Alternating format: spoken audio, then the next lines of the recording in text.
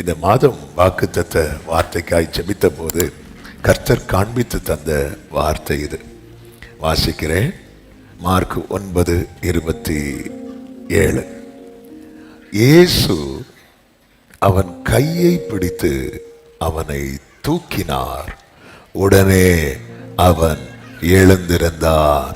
கரங்களை உயர்த்தி ஹalleluya. இயேசு அவன் கையை பிடித்து அவனை தூக்கினார், உடனே அவன் எழுந்திருந்தான் என்று வேதம் சொல்லுகிறது. ஆமென். நாம் ஆராதிக்கிற நம் தேவன் தம்முடைய கையினால் நம்மை தாங்குகிறவர் மட்டுமல்ல, நம் கையை பிடித்து நான் உனக்கு துணை நிற்கிறேன் என்று சொல்லுகிறவர் மட்டுமல்ல, நம் கையை பிடித்து நம்மை தூக்கி விடுகிற கர்த்தர். ஹalleluya. தூக்கி விடுகிற கர்த்தர். இந்த நாளிலே இந்த சத்தத்தை சமீபத்திலும் தூரத்திலும் இருந்து கேட்கிற ஒவ்வொருவருக்கும் சொல்லுகிற அன்பின் நற்செய்தி, நீங்க எந்த நிலைமையில் இருந்தாலும் அந்த நிலைமையிலிருந்து எழும்ப பண்ண கர்த்தர் தம்முடைய கையை நீட்டி உங்களை தூக்கிவிட வல்லவராயிருக்கிறார். இங்கே ஒரு வாலிபனை குறித்து சொல்லப்பட்டிருக்கிறது. அந்த சரித்திரத்துக்குள் ரொம்ப போகவில்லை, நமக்கு அது தெரியும். ஆமென். அந்த வாலிபன் எந்த நிலையிலிருந்து கர்த்தர் அவனை தூக்கி விட்டார் என்று அதற்கு முந்தின வசனத்திலே சொல்லப்பட்டிருக்கிறது. அப்பொழுது அது சத்தமிட்டு அவனை மிகவும் அலைக்கழித்து புறப்பட்டு போயிற்று. அடுத்த வார்த்தை, அவன் செத்து போனான் என்று அநேகர் சொல்லத்தக்கதாக செத்தவன் போல் கிடந்தான் என்று வேதம் சொல்லுகிறது. செத்து போனான் என்று அநேகர் சொல்லத்தக்கதாய் ஒரு தகப்பன் ஒரு ஆவியினாலே அலைக்கழிக்கப்பட்ட தன் மகனை இயேசுவினிடத்திலே கொண்டு வருகிறான். அவன் வந்தபோது இயேசு முதலாவது அங்கே இல்லை. இயேசு மலையில ஜெபித்து கொண்டிருக்கிறார். அவருடைய சீஷர்கள் என்னெல்லாமோ செஞ்சு பார்க்குறாங்க, ஆனா இந்த பிசாசு போக மாட்டேங்குது. பிரச்சனை அதிகரிக்குது, ஜனங்க கூட ஆரம்பிக்கிறாங்க, வாக்குவாதமா மாறுது. பிரச்சனை வாக்குவாதமா போயிட்டு இருக்கும் போது இயேசு இறங்கி வரார், விசாரிக்கிறார். அதன் பிறகு அந்த ஆவி அவனை விட்டு வெளியேறும்படிக்கு அவர் கட்டளையிடுகிறார். கட்டளையிட்ட போது அந்த ஆவி வெளியே போச்சு. அது எப்படி போச்சா, அது சத்தமிட்டு அவனை மிகவும் அலைக்கழித்து. என்னைக்குமே புரிஞ்சுக்கோங்க, கர்த்தர் யார் வாழ்க்கையில விடுதலை கொடுக்கணும்னு நினைக்கிறாரோ அவனை தான் சத்துரு கண் வைப்பா. ஆனா ஜெயம் கர்த்தருக்குதான். ஹalleluya. ஜெயம் கர்த்தருக்குதான். உங்க வாழ்க்கையில கர்த்தர் ஒன்றை கட்டளையிட்டு இருக்கிறார் என்றால் அதை எப்படி புரிந்து கொள்ள தெரியுமா? இதுவரை இல்லாத அளவுக்கு பிரச்சனை அதிகரிக்கும். இதுவரை அவனை அலைக்கழித்து கொண்டுதான் இருந்தது, தீயிலும் தண்ணீரிலும் அவனை தள்ளி கொண்டுதான் இருந்தது. ஆனால் இப்பொழுது அது அவனை எப்படி அலைக்கழிக்குது தெரியுமா? மிகவும் அலைக்கழித்து. கர்த்தருக்கு மகிமை உண்டாவதாக. ஆண்டவர் இப்படி கட்டளையிடுறதுக்கு முன்னாடி என்ன நடக்குது அப்படின்னா, இங்க என்ன நடக்குதுன்னு பார்க்கிறதற்கு 25வது வசனத்திலே சொல்லப்பட்டிருக்கிறது. ஆமென். ஜனங்கள் கூட்டமாய் ஓடி வருகிறார்கள். கூட்டமாய் ஓடி வராங்க. சுத்தி நிற்கும் போதுதான் இயேசு கட்டளையிடுகிறார். அந்த ஆவி அவனை அலைக்கழித்து அவனை விட்டு போயிட்டு. அவன் எப்படி கிடந்தானா? செத்தவனை போல. செத்து போனான் என்று அநேகர் சொல்லத்தக்கதாய். இந்த இடத்துல ஆமென், கர்த்தருக்கு மகிமை உண்டாவதாக. ஒரு காரியத்தை புரிந்து கொள்ளுங்கள். ஒருத்தங்க அடிபட்டு கிடந்தா அவங்கள தூக்குவாங்களா? தூக்குவாங்க. ஒருத்தங்க செத்து கிடந்தா அவங்கள தூக்குவாங்களா? தூக்க மாட்டாங்க. ஆமென். ஒருத்தங்க அடிபட்டு ரோட்ல கிடக்குறாங்கன்னா கண்டிப்பா தூக்குவாங்க. எங்கே ஒரு சின்ன ஆக்சிடென்ட் நடந்தாலே யார் எப்படி வந்துருவாங்க. அப்படி இன்னும் அந்த மனிதாபிமானம் இன்னும் அந்த சாகாம இருப்பதற்காக ஸ்தோத்திரம். ஆனா ஒருத்தங்க அடிபட்டு செத்து கிடக்குறாங்கன்னு வைங்களேன், யாரும் தூக்க மாட்டாங்க. எல்லாரும் சுத்தி நின்று பார்க்க தான் செய்வாங்க, தூக்க மாட்டாங்க. அதாவது இதுக்கு மேல, அதாவது ஒரு பிரச்சனை தலைக்கு மிஞ்சி போகும்போது நம்மை சுத்தி இருக்கிறவர்களுக்கு வேடிக்கை தான் பார்க்க முடியும். அந்த கூட்டத்துல அந்த மகனுடைய தகப்பனும் இருக்கிறான். அந்த தகப்பன் போய் செத்து போனான் என்று அநேகர் சொல்லத்தக்கதா. சுத்தி இருக்கிறவங்க எல்லாரும் பேச ஆரம்பிச்சிட்டாங்க. அவன் கதை முடிஞ்சது, அவன் கதை முடிஞ்சது அப்படி சொன்னதும் ஓடி போய் தகப்பனும் தூக்கவில்லை. எல்லாரும் அப்படி நிற்கும் போது அந்த கூட்டத்தில் யார் இருக்கிறா தெரியுமா? அவன் கூட்டத்தின் நடுவில் இயேசு இருந்தாலும் எல்லாரையும் போல இயேசு அல்ல. ஹல்லேலூயா. இவன் அவரிடத்தில் கொண்டு வரப்பட்டவன், அவரிடத்தில் கொண்டு வரப்பட்டவன், அவரிடத்தில் கொண்டு வரப்பட்டவன். செத்து போனான் என்று சொல்லுகிற நிலைமையில் இருந்தாலும் அவரால் என்ன செய்ய முடியும் தெரியுமா? அவனை தூக்கிவிட முடியும், அவனை தூக்கிவிட முடியும். ஆமென் சொல்லுங்க பார்க்கலாம். சில சிச்சுவேஷன் நமக்கு ஹெல்ப் பண்றதுக்கு நிறைய பேர் இருப்பாங்க, நம்மளை தூக்கி விடுறதுக்கு நிறைய பேர் இருப்பாங்க. ஆனா சில காரியங்கள் மிஞ்சி போகும்போது, கைவிட்டு போகும்போது நம்மளை சுத்தி இருக்கிறவங்களால வேடிக்கை மட்டும்தான் பார்க்க முடியும். இப்படிப்பட்ட நிலையில யாராவது இதை கேட்டு கொண்டிருக்கிறீங்கன்னா இந்த மாதத்துல இந்த வார்த்தையை நீங்க இறுக பிடித்துக் கொள்ளுங்க.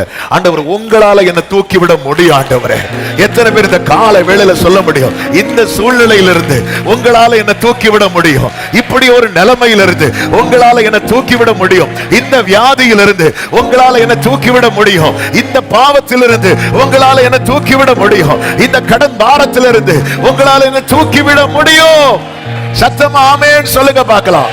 இயேசு அவன் கையை பிடித்து, ஆமே, ஆண்டவருக்கு இது ஒன்றும் புதுசு கிடையாது, ஆண்டவருக்கு இது பெரிய விஷயமும் கிடையாது. மார்க் 5வது அதிகாரத்துல இன்னொரு வீட்டுக்கு போறார். அங்க ஒரு சின்ன பிள்ளை, 12 வயசு உள்ள பிள்ளை, அவ செத்தவளை போல கிடக்கல. அவ எப்படி கிடக்குறா? அவ உண்மையிலே செத்து கிடக்குறா. அவ கையும் இயேசு என்ன செய்தார் தெரியுமா? பிடிச்சு தூக்கி விட்டா. ஆண்டவர் ஒருத்தங்க கைய பிடிச்சிட்டாங்கன்னா சமுத்திரத்திலே, ஆமே, கடல் கொந்தளிக்கும் போது, கடல் கொந்தளிக்கும் போது பேதுரு அப்படி பொசுக்குன்னு உள்ள போறார். இயேசு என்ன தெரியுமா செய்தார்? உடனே கையை பிடித்தார். கையை பிடிச்சு என்ன பண்ணார் நினைக்கிறீங்க? தூக்கி விட்டார். தூக்கி விட்டதும் வேதம் சொல்கிறது இருவரும் படகில் ஏறினார்கள். அதன் அர்த்தம் என்ன? திரும்பவும் பேதுரு அதுல என்ன பண்றார்?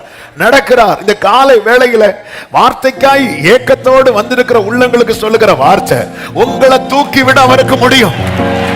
என்னை தூக்கி விடுகிற ஒருவர் இருக்கிறார். நல்ல கரங்களை தட்டி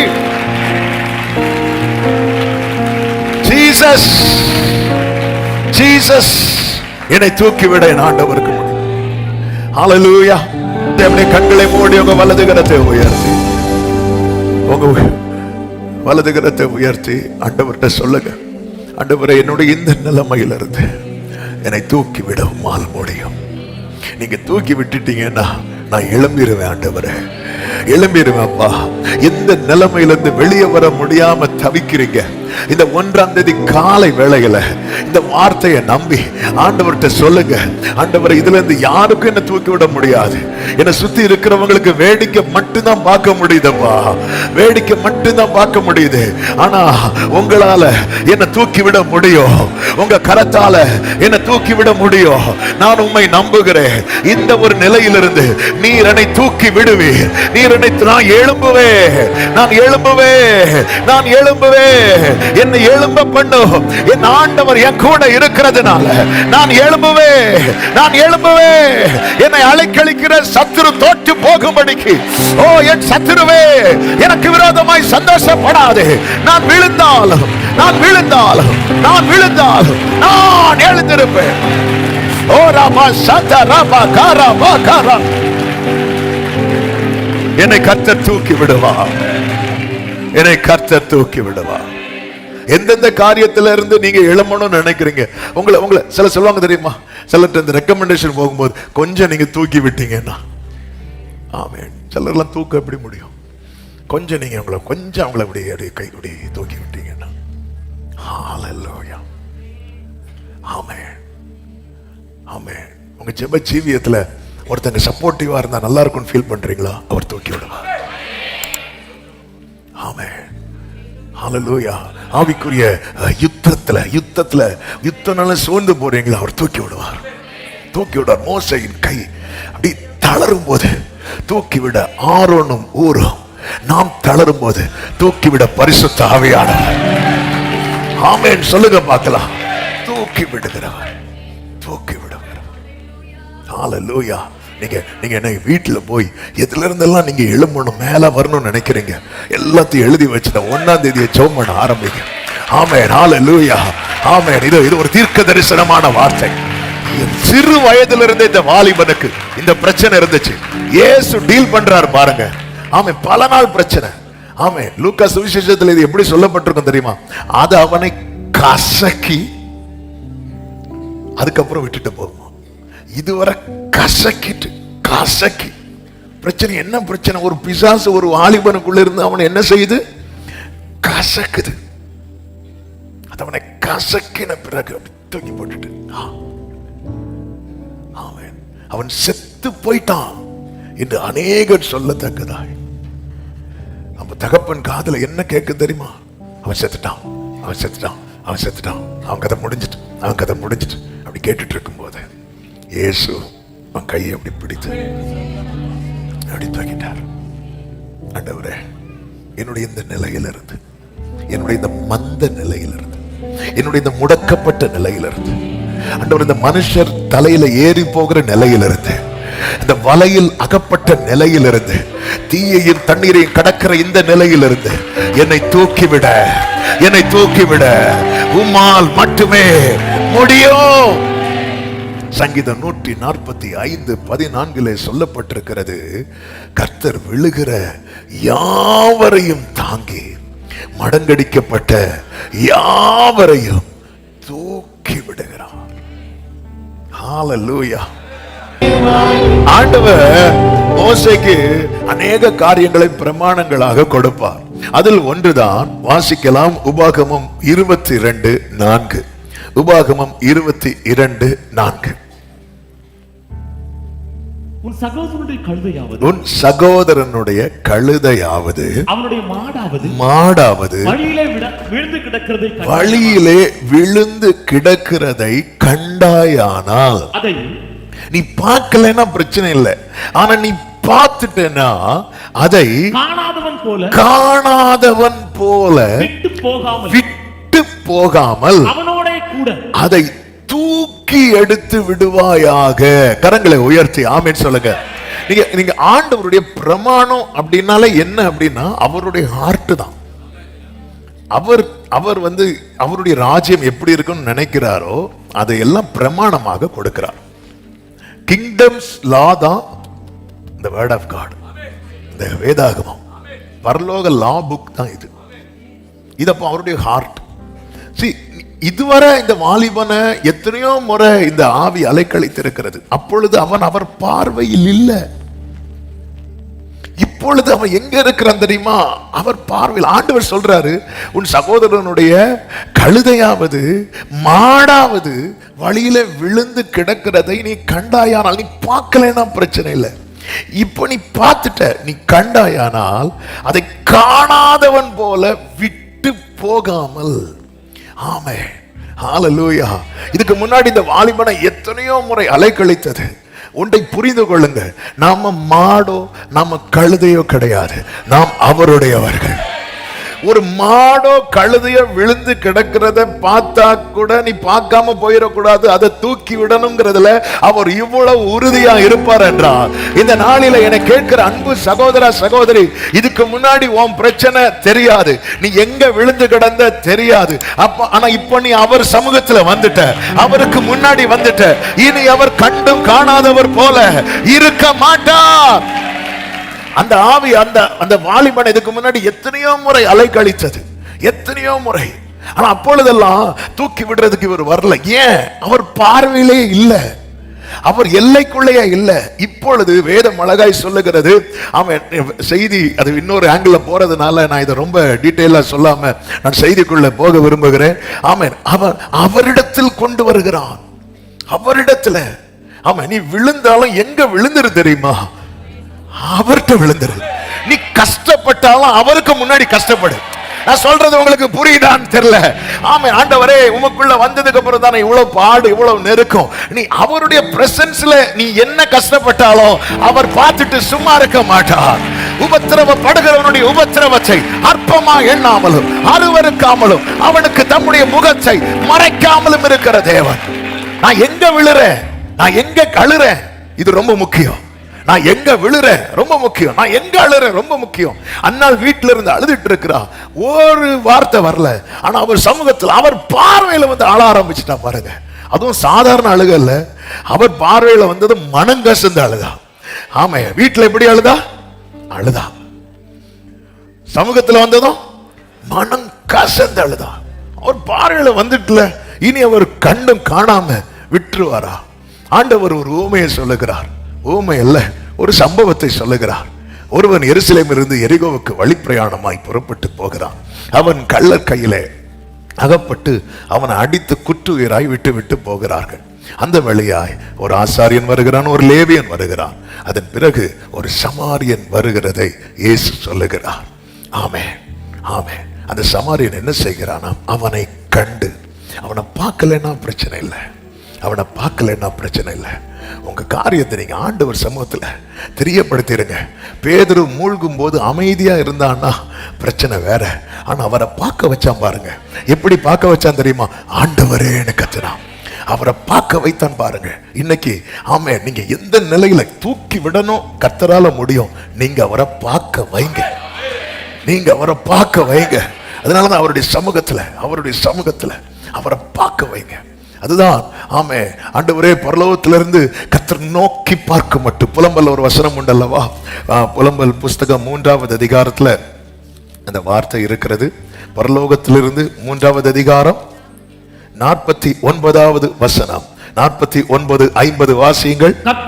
கர்த்தர் பரலோகத்திலிருந்து நோக்கி பார்க்கும் மட்டும் என் கண் இடைவிடாமல் ஓய்வின்றி நான் அழுதுட்டே இருக்கிறேன். அப்பா, என்ன பார்க்க மாட்டீங்களா? ஆண்டவர் பார்த்துட்டாருன்னு எங்களை. அவர் பார்த்துட்டாருன்னா அவர் டீல் பண்றதே வேற. அவர் பார்த்துட்டு பார்க்காதது போல விட மாட்டார். ஒரு கல்யாண வீட்டுக்குள்ள என்றாகும் போது அவர் கண்ணுக்கு 6 கற்சாடி தென்படுகிறது. பார்த்துட்டார்ல, இனி அதை தூக்கி எடுத்துடுவார். அவ்வளவுதான். பார்த்துட்டார்ல, சகைவ பார்த்துட்டார்ல, இனி அவனை எல்லா அக்கிரமத்திலிருந்து தூக்கி எடுத்துடுவார். இன்னைக்குள்ள செய்தி, தூக்கி விட கர்த்தருக்கு முடியும். ஆனா கர்த்தரை பார்க்க வைக்கிறது உங்ககிட்ட தான் இருக்கு. அவரை பார்க்க வைங்க, அவர் பார்க்கணும். கண்டாயானால், இது எவ்வளவு காலமா இருக்கு இந்த பிரச்சனை? அது பிரச்சனை பல சின்ன வயசுல இருந்து இருக்கு. ஆண்டவரே, இவ்வளவு நாள் நீங்க ஆண்டவரே தூக்கி விட வரல. என் பார்வையிலே இல்ல இந்த மேட்ரு, இந்த விஷயம் எனக்கு என் எல்லைக்குள்ளே வரல, என் டேபிளே வரலையே. இந்த மேட்ரு, இந்த காரியம் டேபிள் என் கோர்ட்லயே வரல. ஆண்டவர் சமூகத்திலே வராத மேட்டர்ல ஆண்டவர் எப்படி டீல் பண்ணுவார்? ஆமென். இந்த ஃபைல் அவர் டேபிளே வரல, அவர் பார்வையிலே இல்ல.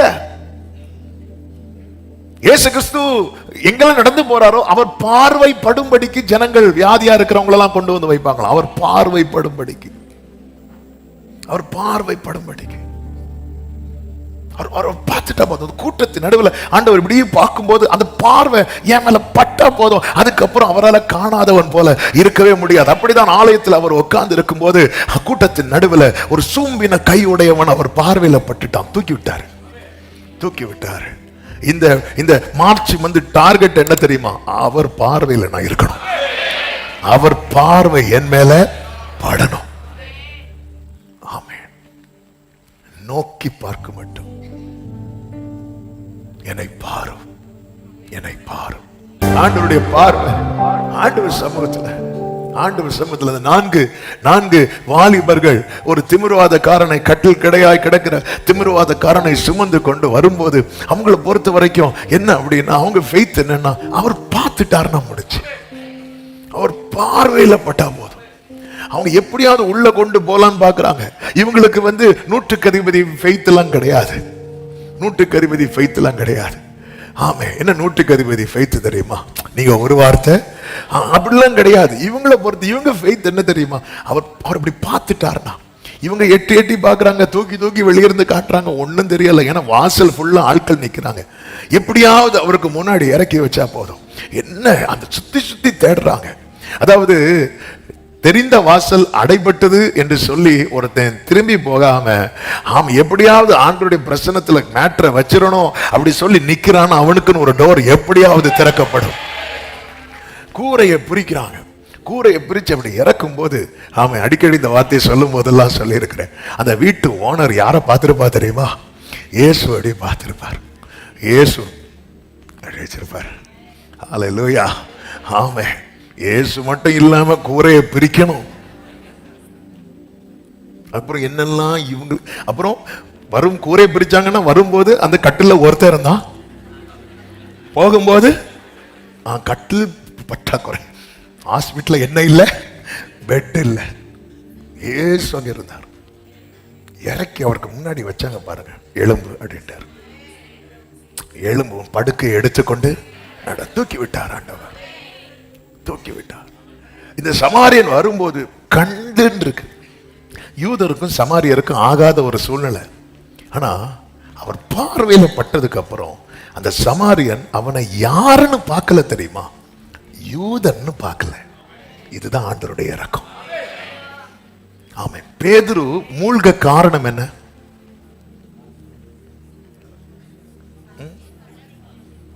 ஆக மொத்தம் அவருக்கு அவிசுவாசம் சொல்லவே மாட்டீங்க. ஆமா, நம்ம என்ன நினைக்கிறோமோ அதை தள்ளி மீதி எல்லாமே கடலை மிட்டாய் சுத்தி சுத்தி வரும். பேதுரு மூழ்க காரணம் என்ன? அவிசுவாசம். ஆனா அவன் கத்துனதும் ஆண்டவர் கையை பிடிச்சார்ல. அவன் அவிசுவாசத்தை பார்த்து அவனை என்ன செஞ்சிருக்க கூடாது, தூக்கி விட்டுருக்க கூடாது. ஆனா அவன் நிலைமையை பார்த்து கர்த்தர் என்ன பண்ணார் தெரியுமா, தூக்கி விட்டார். நம்ம 1000 குறைகள் இல்லை என்றல்ல, ஆனால் ஆண்டவர் சமூகத்துல கொண்டு வைங்க. ஆண்டவர் சமூகத்துல உங்களை கொண்டு வைங்க. என் ஆண்டவர் மடங்கடிக்கப்பட்ட யாவரையும், மடங்கடிக்கப்பட்ட யாவரையும், ஜீசஸ் சத்தமா ஆமென் சொல்லுங்க பார்க்கலாம். தாவீதினுடைய அனுபவம், தாவீதினுடைய சாட்சி. சங்கீதம் 30:1 தாவீது இப்படி பாடுகிறார், வாசிக்கலாம். கர்த்தாவே, என் சத்துருக்கள் என்னை மேற்கொண்டு மகிழ ஒட்டாமல் நீர் என்னை கை தூக்கி எடுத்தபடியினால் நான் உம்மை போற்றுவேன். அப்போ ஒரு காரியம் தெளிவாய் தெரிகிறது, ஒருத்தன் தேவனால் தூக்கி எடுக்கப்படலைன்னா யார் ஹாப்பியா இருப்பா தெரியுமா? சத்துருக்கள். அதனாலதான் தாவீது 86 கடைசியில ஜெபம் பண்ணுவாரு, நீர் எனக்கு துணை செய்து என்னை தேற்றுகிறதை என் பகைஞர் கண்டு வெட்கப்படும்படிக்கு எனக்கு அனுகூலமான அடையாளம். என்ன அனுகூலமான அடையாளம்? பிடிச்சு தூக்கி விடுறதுதான், பிடிச்சு தூக்கி விடுறது. ஹல்லேலூயா. தூக்கி சத்துருவை மகிழ விடலப்பா. அதனாலதான் மீகா 7 இருக்கு, என் சத்துருவை எனக்கு விரோதமாய் சந்தோஷப்படாத, நான் விழுந்தாலும் எழுந்திருப்பேன், நான் இருளில் உட்கார்ந்திருந்தால் கர்த்தர் என்னை வெளிச்சத்தில் கொண்டு வருவார், கர்த்தர் என்னை எழும்ப பண்ணுவார், கர்த்தர் என்னை எழும்ப பண்ணுவார். என் சத்துரு என்னை மேற்கொண்டு. தாவீதை கர்த்தர் தூக்கிவிட்ட 5 அனுபவங்களை வேதத்திலிருந்து சொல்லி ஆமென் ஜெபிக்க விரும்புகிறேன். எல்லாம் நன்றாய் தெரிந்த வேத வசனங்கள் தான். ஒன்று, உளையான சேற்றிலிருந்து தூக்கி எடுத்தார் என்று சங்கீதம் 40:2-3 வசனங்களிலே சொல்லுகிறதை பார்க்கலாம், வாசிக்கலாம். பயங்கரமான குழியிலும் உளையான சேற்றிலும் இருந்து என்னை தூக்கி எடுத்து என் கால்களை கன்மலையின் மேல் நிறுத்தி என் அடிகளை உறுதிப்படுத்தி நமது தேவனை துதிக்கும் புது பாட்டை அவரின் வாயிலே கொடுத்தார். அநேகர் அதை கண்டு பயந்து கர்த்தரை நம்புவார். கரங்களை உயர்த்தி சத்தமா ஹல்லேலூயா. இதை இப்படி சொல்ல விரும்புகிறேன், பாவத்தில் இருந்து கர்த்தர் தூக்கி எடுத்தார். ஒரு சங்கீதத்திலே தாவீது இப்படி சொல்லுகிறார், அக்கிரம விஷயங்கள் என்னில் மிஞ்சி வல்லமை கொண்டது. அக்கிரம விஷயம் மிஞ்சி வல்லமை கொள்றதுன்னா என்ன தெரியுமா? அந்த பாவ செயலை நம்மளால அடக்க முடியாம போகும் பாருங்க. எந்த ஒரு மாம்ச கிரியையும் ஒரு மனுஷனால அடக்க முடியல அப்படின்னாலே அந்த கிரியை அவனில் என்ன செய்ய ஆரம்பிச்சுட்டு தெரியுமா? மிஞ்சி வல்லமை கொள்ள ஆரம்பிச்சுட்டு அர்த்தம். இந்த இடத்துலதான் தாவீது எப்படி தூக்கி எடுக்கப்பட்டான் என்றால், தாவீது கர்த்தரை நோக்கி கதறுகிறார். 39வது சங்கீதம் முடியும் போது பார்த்தால் அதுல எப்படி சொல்லப்பட்டிருக்கிறது, நான் இனி இராமல் போகும் முன்னே தேர்தல் அடையும்படி என்னிடத்தில் பொறுமையாயிரும். தாவீதை பொறுத்த வரைக்கும் என்ன அப்படின்னா, ஒரு ஆபத்து, ஒரு பிரச்சனை அப்படிங்கிற ஒரு நிலைமை வரும்போது உடனே கர்த்தரை நோக்கி கூப்பிடுகிறதை வேதத்திலே நம்மால பார்க்க முடியும். சங்கீதம் 40:1 தாவீது சொல்லுகிறார், கர்த்தருக்காக நான் பொறுமையோடு காத்திருந்தேன். அதன் அர்த்தம் என்ன? அவரால் மட்டும்தான் என்ன இப்படிப்பட்ட நிலையிலிருந்து தூக்கி எடுக்க முடியும். ஆமென். அப்ப தாவீது அதை விரும்புறார். இந்த சேற்றில கிடக்கிறத தாவீது விரும்பல. சேற்றில் இருப்பதை விரும்புகிறவர்களை கர்த்தர் தூக்கி எடுக்க மாட்டார், சேற்றில் இருப்பதை விரும்பாதவர்களை கர்த்தர் தூக்கி எடுப்பார். பவுல் வாழ்க்கையில விடுதலை கிடைக்க காரணம் என்னன்னு கேட்டா பவுல் சொல்லுவாரு, நான் விரும்பாததை செய்கிறேன். அவன் என்ன ஆண்டவர் பாவ பிடியிலிருந்து தூக்கி எடுக்கணும்னா எனக்கு முதல்ல அதன் மேல என்ன வரணும் தெரியுமா? ஒரு வெறுப்பு வரணும்.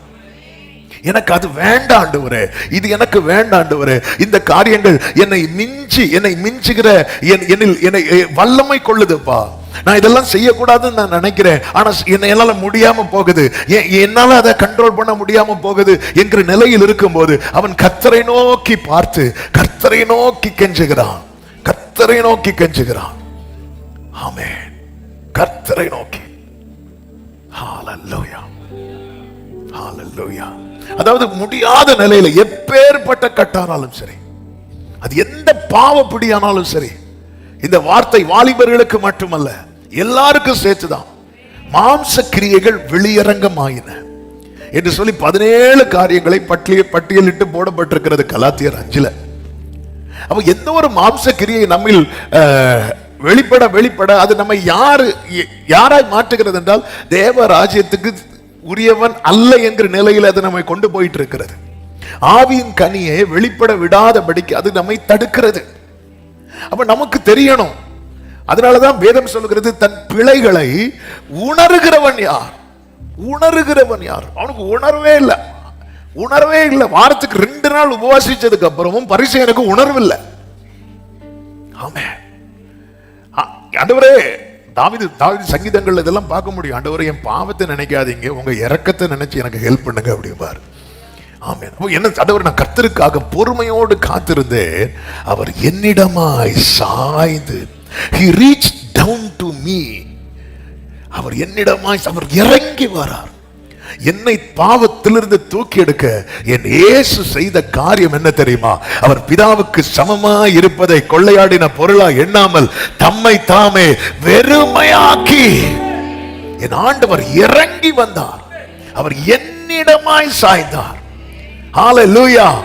இதைதான் பரிசுத்த ஆவியிலே நிரப்பப்பட்டு யோவான் ஸ்நானன் பிறந்த போது, ஆமென், ஆண்டவராக இயேசு கிறிஸ்துவை குறித்து சகரியா சொன்ன வார்த்தை லூக்கா 1வது அதிகாரம் 78, 79 வசனங்கள், அந்தகாரத்திலும் மரண இருளிலும் உட்கார்ந்திருக்கிறவர்களுக்கு வெளிச்சம் தரவும் நம்முடைய கால்களை சமாதானத்தின் வழியிலே நடத்தவும். உட்கார்ந்திருக்கிறான், எங்கேயும் போக முடியாம இருள உட்கார்ந்து இருக்கிறான். இயேசு வந்துட்டார்னா அவன் நடக்க ஆரம்பிச்சிருவான். எப்படி நடக்கிறானா? அவர் தூக்கி விடுறார். சத்தமா ஆமென் சொல்லுங்க பார்க்கலாம். உன்னதத்திலிருந்து தோன்றிய அருணோதயம் நம்மை சந்தித்திருக்கிறது. இதற்காக இயேசு என்ன செய்தார் தெரியுமா?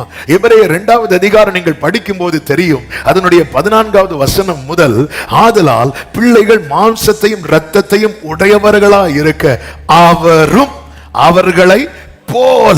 சத்தமா ஒரு ஆமென் சொல்லுங்க பார்க்கலாம்.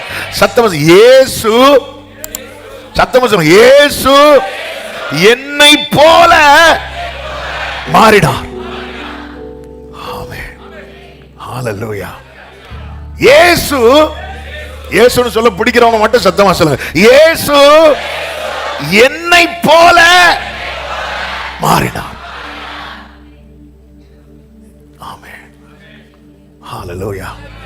நீங்க தான் கையில போன்ல ஒரு நாளைக்கு 100 தடவை உங்களை பாப்பீங்கல்ல, கேமராவை ஆன் பண்ணி. இப்படியாப்பா, எனக்கு பிடிக்கலப்பா. ஆமென். அவரும் அவர்களை போல. அந்த 2 வார்த்தையை மட்டும் ஹைலைட் பண்ணி இருக்கிற இந்த வசனத்துல. அவரும் அவர்களை போல, இயேசு என்னை போல. எதுக்கு? என்னை அவரை போல மாற்ற. இதற்காக அவர் மாறினார். அது மட்டுமல்ல, எதுக்கு அப்படி மாறினார்? ஆமென். மரணத்துக்கு அதிகாரியாகிய பிசாசானவனை தமது மரணத்தினாலே அழிக்கும்படிக்கும் ஜீவ காலமெல்லாம் மரண பயத்திலே அடிமைத்தனத்துக்கு உள்ளானவர்கள். ஜீவ காலமெல்லாம் இந்த அடிமைத்தனத்துக்கு உள்ளானவர்கள் யாவரையும் விடுதலை பண்ணும்படிக்கும்.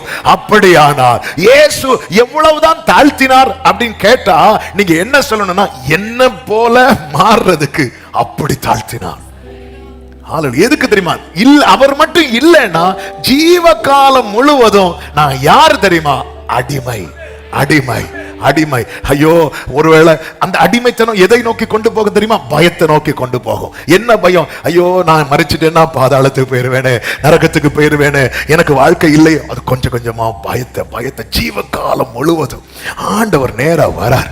வந்து என்ன செய்தார் தெரியுமா? 16 சொல்லப்பட்டிருக்கிறது, அவர் தேவதூதருக்கு உதவியாய் கை கொடாமல் ஆபிரகாமின் சந்ததிக்கு உதவியாய் கை கொடுத்தார். நல்ல கவனிங்க, பரலோகத்திலே ஒரு தூதர் கூட்டம் தள்ளப்படுகிறது.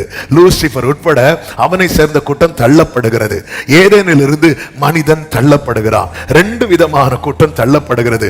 பாவத்தினால் மனிதன் தள்ளப்படுகிறான், பாவத்தினால் பிசாசானவன் தள்ளப்படுகிறான். இப்ப பிதாவின் வலது பாரிசத்தில் இருக்கிறவர் இறங்கி வரார். அவர் இறங்கி தூதனா மாறுவார்னு பார்த்துட்டு இருந்தா, அவர் தூதனா மாறாம இறங்கி என்னை போல உங்களை போல மாறி தூதனுக்கு கை கொடுக்காம நமக்கு கை கொடுத்தார். கை நீட்டி தூக்கி விட்டார்.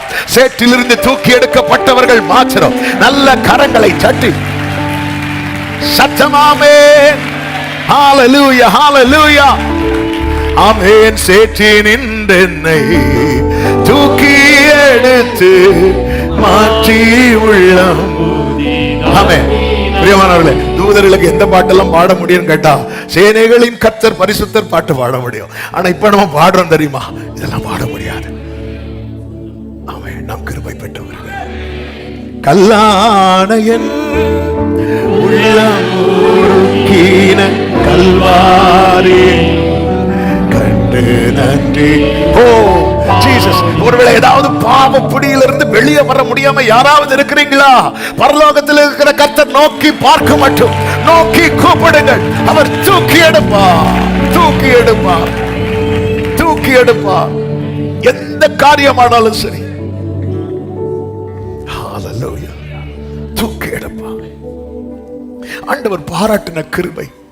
எனக்கு ரொம்ப பிடிச்ச வசனத்தை, எல்லா வசனமும் ரொம்ப பிடிக்கும். அதுல ஒரு வார்த்தை, சங்கீதம் 18:36 தாவீது சொல்லுவாரு, என் கால்கள் வழுவாதபடிக்கு நான் நடக்கிற வழியை அகலம். கிரேஸ். ஆண்டவரே, ஆபிரகாம் மாதிரி என்ன நடக்க விட்டார், நான் அவுட். ஆபிரகாம் மாதிரி நடக்க எத்தனை பேர் ரெடி? ஆமா. ஈசாக்கா மாதிரி நடக்க விட்டால் அவுட். அவரு பார்த்தாரு அப்படி கொஞ்சம் நடக்கிற பாதையை. யோபு மாதிரி நடக்க விட்டா நம்ம சொரிஞ்சே செத்துருப்போம். ஆமே. யோசேப்ப மாதிரி நடக்க விட்டா குழியில தூக்கி போட்டு கீழே லேண்ட் ஆகிறதுக்கு முன்னாடியே ஆள விட்டு, ஆண்டவரே என் கால்கள் வழுவார். ஆண்டவர், இந்த யோசேப்ப மாதிரி எல்லாம் விட்டுருந்தா நான் வழுவி இருப்பேன்னு தெரிஞ்சு நான் நடக்கிற பாதையை அகலமாக்கினேன். புரியும்படி சொல்லவா? அவன் பழைய ஏற்பாட்டில் நீங்க படிச்சீங்கன்னா, நீதிமான் என்று யார் எண்ணப்படுவார் தெரியுமா? கர்த்தருடைய கட்டளைகளின்படி அப்படியே செய்கிறவன். எசேக்கியேல் 18:9 சொல்லப்பட்டிருக்கிறது, என் கட்டளைகளின்படி நடந்து என் நியாயங்களை கை கொண்டு உண்மையாயிருப்பானாகில் அவனே நீதிமான். இதான்.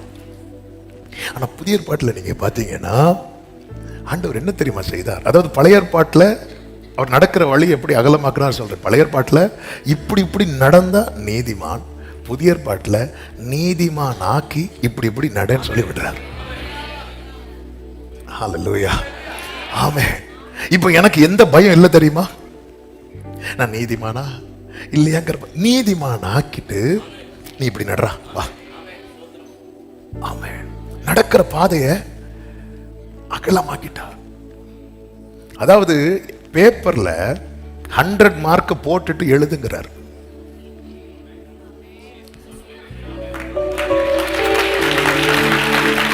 எழுது எழுது நீ எழுது. எழுதணும், எக்ஸாம் அட்டன் பண்ணணும், எழுதவே நீ எழுது. 100 மார்க் நான் போட்டேன் மேல பாரு, நீதிமான் நீ எழுது. அப்ப நான் என்ன எழுதுவேன் தெரியுமா? ஃபுல்லா கிருபை கிருபை கிருபை கிருபை கிருபை கிருபை கிருபை கிருபை கிருபை. ஹல்லேலூயா. ஆமென். நான் நடக்கிற பாதையை அகலமாக்கிட்டோம். ஏன்? அவர் என்னை தூக்கி விட விரும்புகிறார். சத்துரு மகிழக்கூடாது. ரட்சிக்கப்பட்ட ஒவ்வொருவருக்கும் சொல்லுகிற வார்த்தை, உன்னில் சத்துரு மகிழுவதை பரலோகம் விரும்பவில்லை. நீங்க நீங்க நீங்க நீங்க நல்லா கவனிங்க. இஸ்ரவேல் ஜனங்கள் கன்றுக்குட்டியை உண்டு பண்ணி வைத்து ஆராதிக்கும் போது ஆண்டவர் மோசேக்கிட்ட என்ன தெரியுமா சொல்லுவார்? என்ன விடு, நான் உங்களை என்ன செய்ய போறேன்? அழிக்க போறேன், அழிக்க போறேன்னு சொன்னதும் மோசே வந்து அப்படியே ஆளு திக்கி திக்கி பேசினாலும் மேட்டர் பேசிடுவாரு. ஆளு சிலருக்கு வந்து பேச ஸ்ட்ரென்த் இல்லைனாலும் பேசுறது ஒரே வார்த்தை தான் சொன்னாங்க. ஆனா அப்படி ஈட்டி மாதிரி குத்திட்டு இயேசுக்காவது குத்தி எடுத்துட்டாங்க. சிலர் குத்தி அப்படியே வச்சிருப்பாங்க. அப்படி கிருபை பெற்றவங்களா இருக்காங்க. இப்ப மோசே என்ன சொல்றாரு பாருங்க. மோசே சொல்றாரு, யாத்திரை 32:11 இருந்து வாசிங்க. மோசே தன் தேவனாகிய கர்த்தரை நோக்கி, கர்த்தாவே, தேவரின் மகா பலத்தினாலும் வல்லமையுள்ள கையினாலும் எகிப்து தேசத்திலிருந்து புறப்பட பண்ணின உம்முடைய ஜனங்களுக்கு விரோதமாக உம்முடைய கோபம் பற்றி எரிகிறது. அடுத்த வார்த்தை, மலைகளில் அவர்களை கொண்டு போடவும் பூமியின் மேல் இராதபடிக்கு அவர்களை நிர்மூலமாக்கவும் அவர்களுக்கு தீங்கு செய்யும் பொருட்டே அவர்களை புறப்பட பண்ணினார் என்று எகிப்தியர் சொல்லுவானே. ஆண்டவரே, ஏதாவது பண்ணீங்கன்னா எகிப்தியர் கொண்டாட ஆரம்பிச்சிரும் ஆண்டவரே. அப்படி சொன்னதா ஆண்டவர்? சரி, நான் அப்படி பண்ணல விடு. ஆண்டவர் இப்படி ஏதாவது பண்ணிட்டீங்கன்னா எகிப்தியர் சொல்ல ஆரம்பிச்சிருவான், அவன் துதிக்க ஆரம்பிச்சிருவான். ஆண்டவரே அப்படி சொன்னதும் ஆண்டவர் தாம் செய்ய நினைத்த 14 தாம் செய்ய நினைத்த தீங்கை செய்யாதபடிக்கு பரிதாபம் கொண்டார். அதன் அர்த்தம் என்ன? என்னில் சத்துரு மகிழுவதை என் தகப்பன் விரும்பவில்லை. எழுதுறவங்க இத பெருசா எழுதி வச்சிருங்க. என்னில் சத்துரு மகிழுவதை, என் வீழ்ச்சியை பார்த்து, என் தடுமாற்றத்தை பார்த்து, ஆமென், சத்துரு மகிழுவதை பரலோக தகப்பன் விரும்பவில்லை. இந்த மார்ச் மாதத்துல சில உள்ளங்களுக்கு இந்த வார்த்தை தீர்க்க தரிசனமாய் போகிறது. சத்துரு இனி உன் வாழ்க்கையில அதிகம் சிரிக்க முடியாது. கர்த்தர் உன்னை கை தூக்கி எடுக்க சித்தம் வைத்திருக்கிறார். ஆமென். நான் பாவத்துல விழுந்து கிடந்தேன், அவன் சிரிப்பான், அவன் சிரிப்பான். கர்த்தருக்கு மகிமை உண்டாவதாக. ஆண்டவர் அதனால நான் நடக்கிற பாதையை அகலமாக்கிறேன். கிருபையை தரார். கிருபையை தரது எதுக்கு தெரியுமா? இதுல நடக்கிறதுக்கு. அதனால நான் வந்து நீதிமான் ஆயிட்டேன், நான் எங்கேயும் அப்படிலாம் போக முடியாது. விசுவாசத்தை துவக்குகிறவரும் அதை முடிக்கிறவருமா இருக்கிற இயேசுவை நோக்கி. இயேசுவை பார்த்துட்டு நடக்கும்போது பழைய ஏற்பாட்டுல பரிசுத்தவான்களுக்கெல்லாம் எந்தெந்த பாதை கடினமா இருந்துச்சோ, புதிய ஏற்பாட்டுல இயேசுவை பார்த்து நடக்கும்போது அந்த பாதை வந்து ரொம்ப ஈஸியா இருக்கு. ஹல்லேலூயா, ரொம்ப ஈஸியா இருக்கு. இதுக்கா கஷ்டப்பட்டாங்க, இதுலயே கஷ்டப்பட்டாங்க, இதுலயே கஷ்டப்பட்டாங்க, இதுலயா இல்ல. ஆமென். அதனாலதான் நீங்க கவனிச்சீங்கன்னா தெரியும், பழைய ஏற்பாட்டுல அநேகரை குறித்து சொல்லப்பட்டிருக்கிறது. ஆமே, சாக கொடுத்தவர்களை திரும்ப பெற்றார்கள். இன்னும் கொஞ்சம் பேரை குறித்து என்ன தெரியுமா சொல்லப்பட்டிருக்கும்? அவர்கள் விடுதலை பெற சம்மதியால் சாவணமா செத்துட்டு போறேன். என்ன பலன்! எவ்வளவு ஈஸியா ஹேண்டில் பண்றாங்க. அவங்க விடுதலை பெற சம்மதியாமல் மேன்மையான உயிர்த்தெழுதலை அடையும்படிக்கு. அதாவது அதுல இருந்து எதெல்லாம் வேண்டாம்னு சொல்லி எசேக்கியா ராஜா சொல்றாரு, ஆண்டவரே ஆண்டவரே ஆண்டவரே, நான் உமக்கு முன்னாடி அப்படி இப்படி நடந்தேன், என்ன நினைச்சுக்கோங்கன்னு சொல்லும் போது பவுல் சொல்றாரு, மரணமே உன் கூரங்க.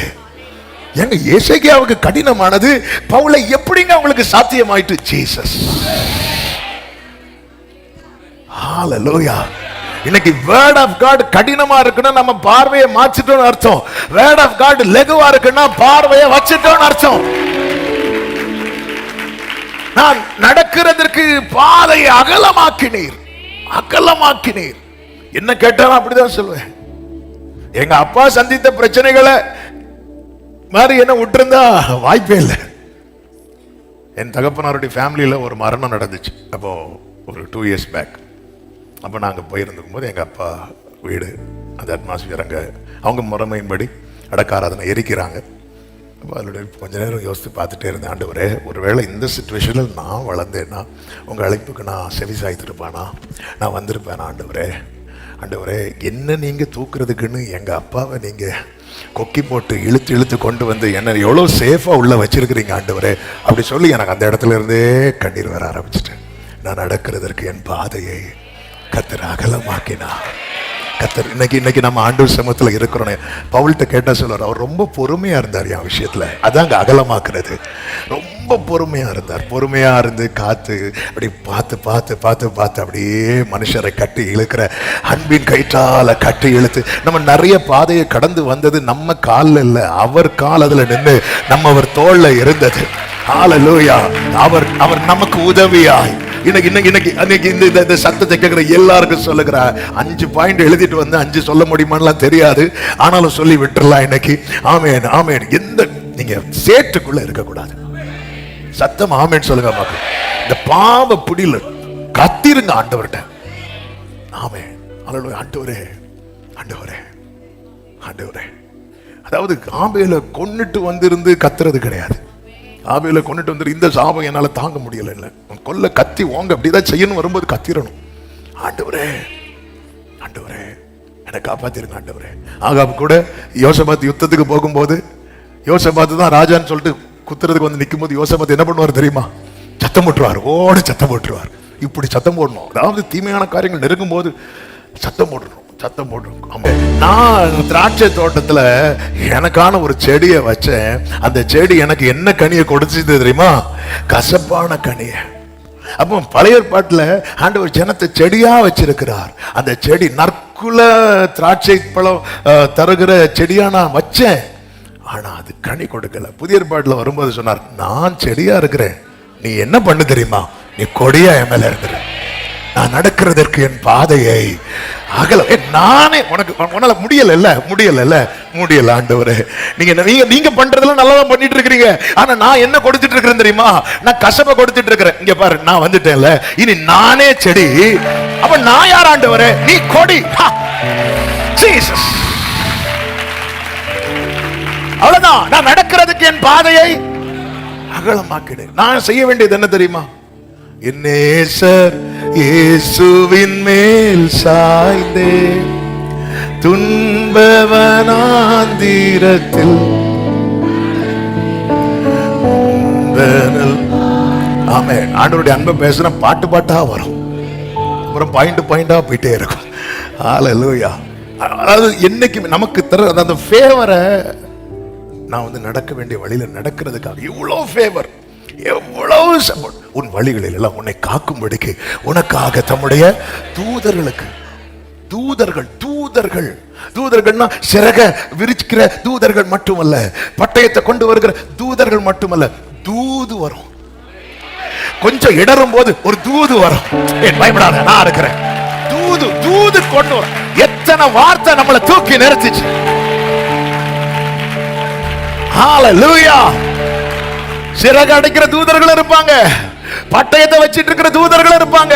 அது நடுவில் வலதுபுறம் இடதுபுறம் சாயும் போது வழி இதுவே என்று சொல்லுகிற சத்தம் கேட்கும் அல்லவா?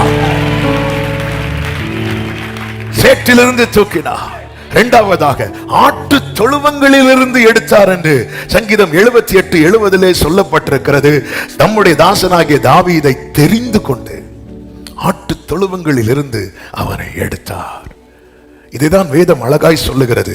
அவர் சிறியவனை 113:7-8 சிறியவனை புழுதியிலிருந்து தூக்கி விடுகிறார், எளியவனை குப்பையிலிருந்து உயர்த்துகிறார். அவனை பிரபுக்களோடும் தமது ஜனத்தின் அதிபதிகளோடும் உட்கார வைக்கிறார். கரங்களை உயர்த்தி ஹல்லேலூயா. நமக்கு ஒரு தேவன் உண்டு, நம்மை தெரிந்தெடுத்த தேவன். நாம் எப்பொழுதுமே புழுதியிலும் சேற்றிலும் ஆமென் குப்பையிலும் இருப்பதை விரும்பாத தேவன். அவர் தூக்கி எடுத்த பிரபுக்களோடு ஆண்டவர் ஒருவனை தூக்கி விட்டா அவன் வாழ்ந்துருவான். அவன் வாழ்க்கையில அவன் இன்னொரு வாழ்க்கையே பார்க்காம யாராவது இருக்கிறீங்களா? ஆண்டவரை நோக்கி பாருங்கள். அவர் எளியவனை குப்பையில் இருந்து, வேதம் சொல்கிறது, ஆட்டு தொழுவங்களில் இருந்து எடுத்தார்.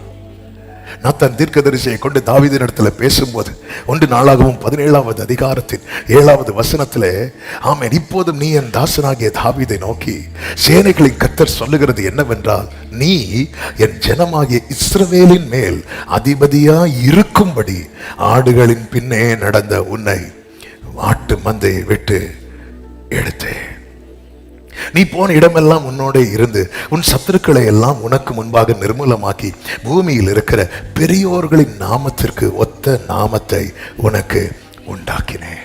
என்ன ஆண்டவருங்க! இன்னைக்கு தாவீது இன்னைக்கு வரை பேசிட்டு இருக்கிறோம் பாருங்க. இந்த தாவீது யார் தெரியுமா? தாவீதுனுடைய ஆரம்பம் என்ன? தன் தகப்பன் தாவீதுங்கிற பேரை சொல்றதுக்கு விரும்பல.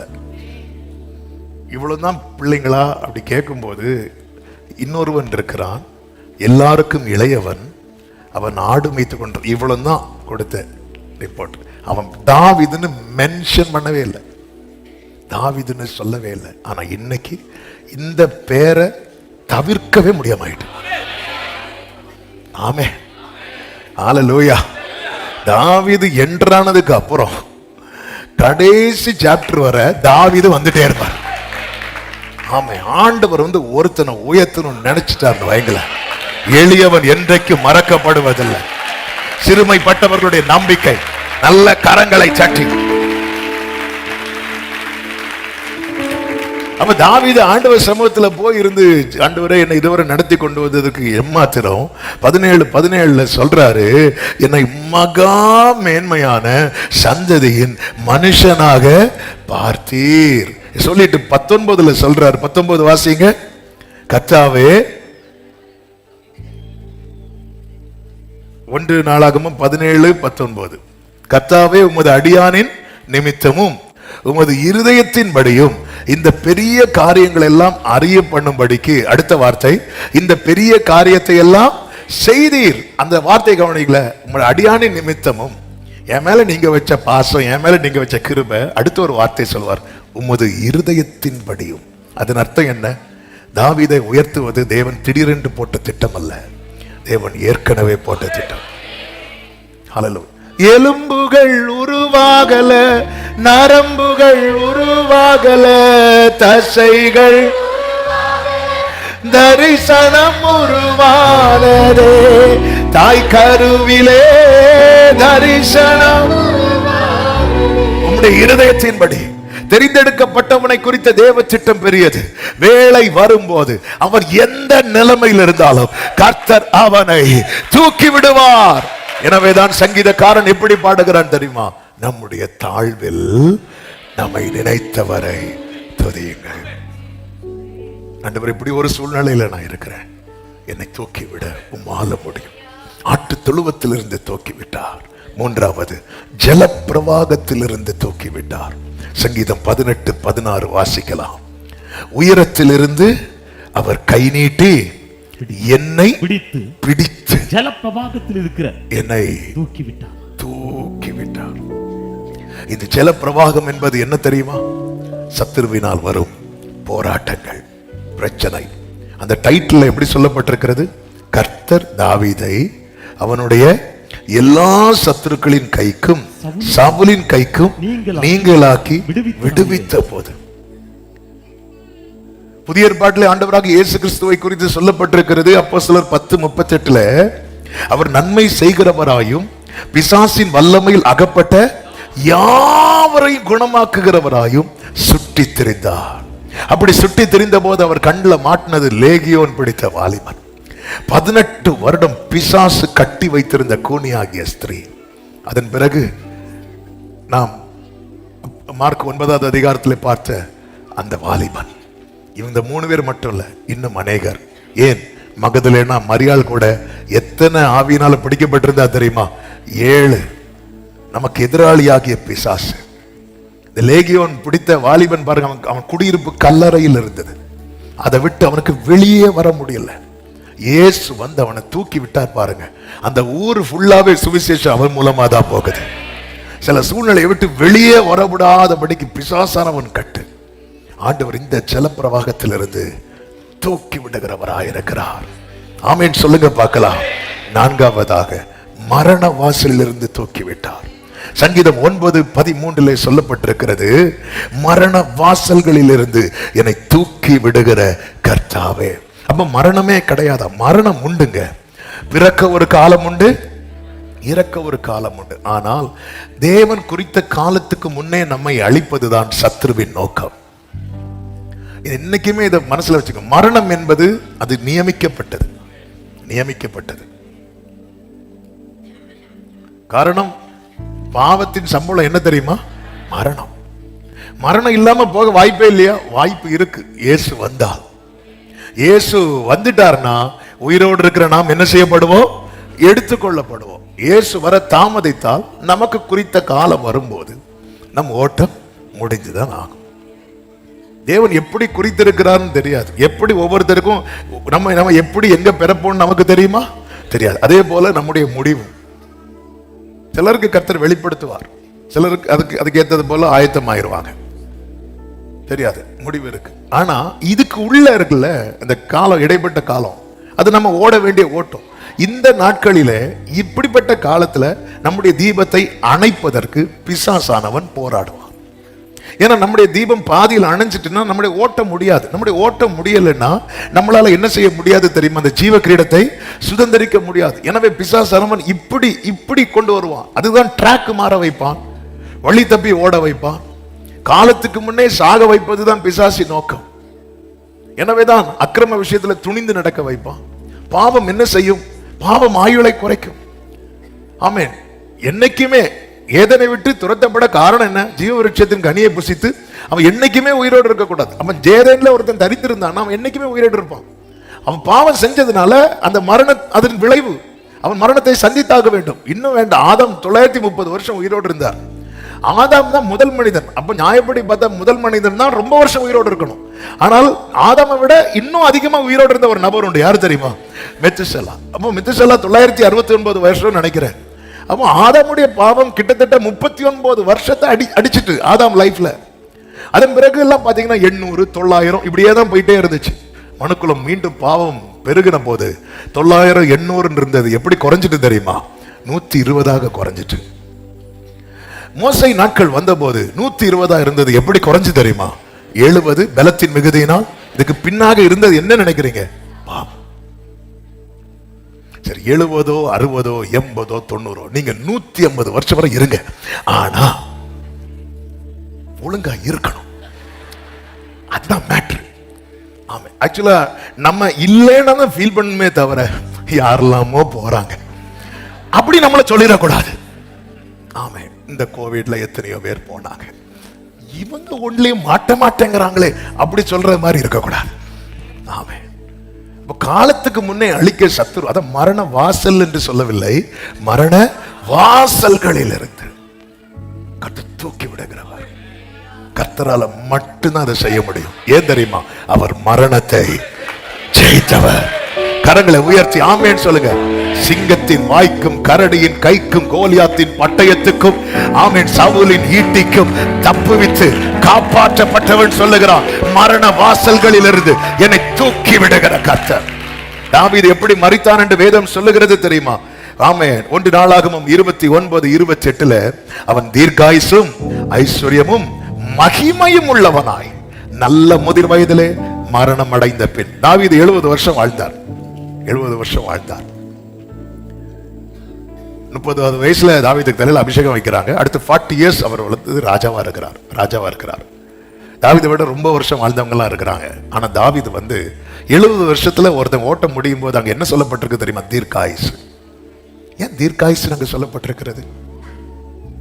ஏன் தெரியுமா? தாவீது என்னைக்கோ போக வேண்டியவன். அதாவது மரிக்க வேண்டிய நிலையிலிருந்து எக்ஸ்ட்ரா ஒரு நாள் நீங்க வாழ்ந்தாலே உங்களுக்கு தீர்க்காயுசு அர்த்தம். அதனாலதான் ஆண்டவர் தந்த வாழ்க்கைக்காக தேங்க் பண்ணுங்க. நீங்க கம்பேர் பண்ணக்கூடாது. மெத்துசலா, நோவா அங்கெல்லாம் போகக்கூடாது. ஆண்டவரே நான் என்னைக்கோ போயிருப்பேன். ஆண்டவரே அந்த வேர்டை கவனிச்சு. அவன் தீர்க்காயுசு. என்ன தீர்க்காயுசு? ஆண்டவர் நியாயப்படி பார்த்தா மோசையே 80ல போயிருக்கணும். ஆனா எழுதுறது மோசே. ஆனா மோசே 120 வயசு வரை இல்ல. தாவீது என்னைக்கோ மரிக்க வேண்டியவன். 17 வயசுல மரிக்க வேண்டியவன். எத்தனை நாள் காட்டுல யாராவது விசாரிக்க போனாங்களா? என்னைக்கும் மரிக்க வேண்டியவன். மரிக்க வேண்டிய நிலையிலிருந்து நீங்க வாழ்ற ஒவ்வொரு நாள் இருக்கு தெரியுமா? நீங்க தீர்க்காயுசோட இருக்கிறீங்க. ஆமென் சொல்லுங்க பார்க்கலாம். ஐஸ்வர்யமும் மகிமையும் உள்ளவனாய் நல்ல முதிர் வயதுல. என்ன வேடுகிறது? மரணம் அடைந்த பின்பு. ஆமென். இதான் அந்த வாசல்ல இருந்து தூக்கி விடுவார். சோ இப்படிப்பட்ட நிலையில என்னைக்குமே போற ஆண்டவரே, என் ஓட்டம் ஒருவேளை முடிகிறது உங்க சித்தம்னா என்னை பரிசுத்தப்படுத்தி எடுத்துக்கொள்ளும்.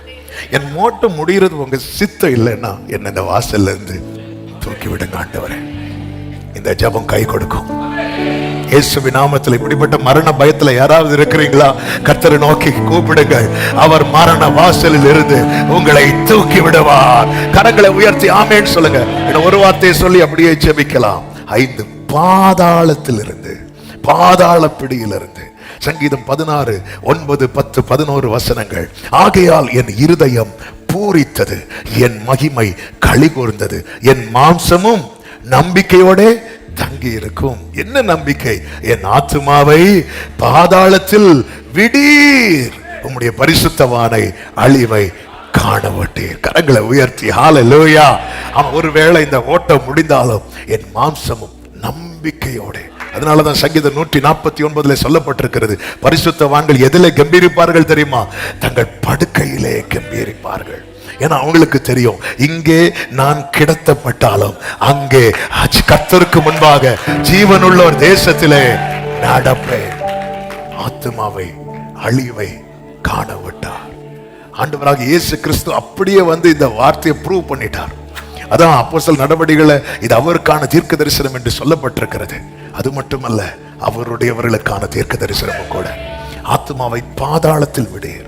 இயேசு கிறிஸ்து சிலுவையிலே மரிக்கும் வரைக்கும் மரித்த எல்லாருக்கும் எங்க போவாங்க அப்படின்னா பாதாளம், மேல் பாதாளம், கீழ் பாதாளம் இருக்கிறது. அதாவது ஆண்டவருக்குள்ள நீதிமானாய் வாழ்ந்து மரித்தவர்களுக்கெல்லாம் ஒரு இடத்துல இருக்கிறாங்க. மற்றவர்கள் எல்லாம் அதால பாதாளம், அது முடிஞ்சு. அப்போ இவங்களுக்கெல்லாம் எங்க போக முடியலன்னா பரதீசுக்கு போக முடியல. ஆபிரகாம் உட்பட, நோவா எல்லாருமே இருக்கிறாங்க, வெயிட்டிங்ல இருக்கிறாங்க. அதனாலதான் ஆபிரகாம் என்னுடைய நாளை காண, ஏன்னா இயேசு சொல்றார், ஐ ஆம் தி வே, நானே வழி. அது நமக்கானாலும் சரி, ஆபிரகாமுக்கானாலும் சரி, வழி யாருதான் தெரியுமா? அதான் இயேசு மரித்த போது மரித்தவர்கள் எல்லாம் உயிரோடு இருக்கிறவர்களாக காணப்பட்டார்கள் என்று வேதத்தில் சொல்லப்பட்டிருக்கிறது. அது என்ன அதன் அர்த்தம்? ஆண்டவர் மரித்து எங்க போனாராம்? காவலில் வைக்கப்பட்டவர்களிடத்தில் போனாராம். அங்க என்ன செய்தார் தெரியுமா? பிரசங்கித்தார் இருக்கு. உண்மையிலே பிரசங்கித்தார்னா அங்க என்ன பண்ணார்னா பிரகடனப்படுத்தினார். என்ன பிரகடனப்படுத்தினார்? அந்த பாதாள அறைக்குள்ள ஒரு ஆள் என்ட்ராயிட்டாங்கன்னா வெளியே வர முடியாது. ஆபிரகாம் என்ட்ராயிட்டார், ஈசாக் என்ட்ராயிட்டார், யாக்கோபு என்ட்ராயிட்டார், வெளியே வர முடியல. ஆனா ஜீசஸ் என்ட்ராயிட்டாரு. நான் ஜெயிச்சிட்டேன், பாதாளத்தின் திறவுகோல், மரணத்தின் திறவுகோல் என் கையில இருக்கு, வா அப்படி சொல்லி அப்படி அவருடைய பரிசுத்தவான்களை கூட்டிட்டு போறார். அதனாலதான் இன்று நீ என் கூட பரதேசில் இருப்பாய். ஆமென். இன்னைக்கு அந்த டேக்காக வெயிட் பண்ணிட்டு இருந்தாங்க. ஆமென். பாதாளத்திலிருந்து தூக்கி விடுகிற கர்த்தர். இயேசுவை பிடிச்சிருங்க, இயேசுவை நோக்கி பாருங்க. பாவத்திலிருந்து தூக்குவார், சிறுமையிலிருந்து தூக்குவார், பிரச்சனையிலிருந்து தூக்குவார், மரணத்திலிருந்து தூக்குவார், பாதாள பிடியிலிருந்து தூக்குவார். இந்த தேவன் என்றென்றைக்கும் உள்ள சதா காலமும் நம்முடைய தேவன். மரண பரியந்த நம்மை நடத்துவார்.